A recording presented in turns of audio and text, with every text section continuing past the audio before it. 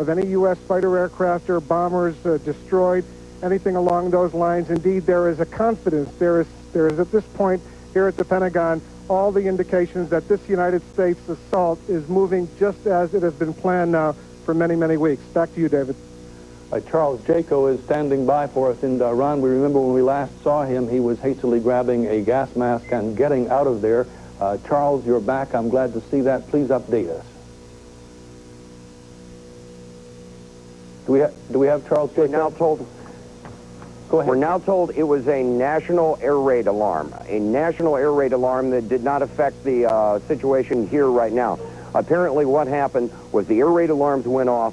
We were told to go into the basement with our gas masks. All the crews left the camera platforms here, and as I was in the middle of my report, the power was cut. Everyone here is fine. What we have been led to understand by the Saudi military is that the U.S. and allied airstrike against Iraq has been what the Saudi military calls massive, and they underline the word massive.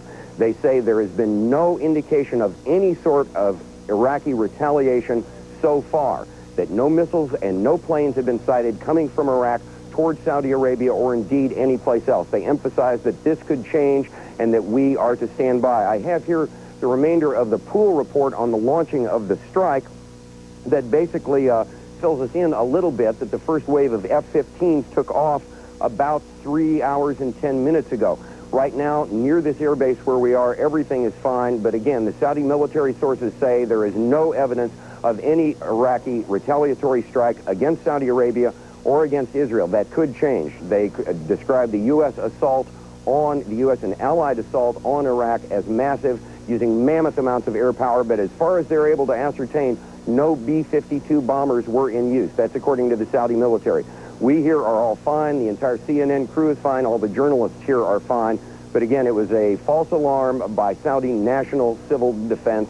Right now, the skies are quiet. There are no planes flying over. It's rather cloudy and overcast, but there is no indication, no indication at all of any kind of aerial activity from here.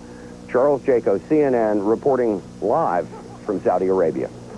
All right, Charles, thank you, and we're glad to hear that that was a false alarm. We should remind our viewers that we don't have a CNN presence in Kuwait City. We are unable to bring you news from there right now. Wolf Blitzer was...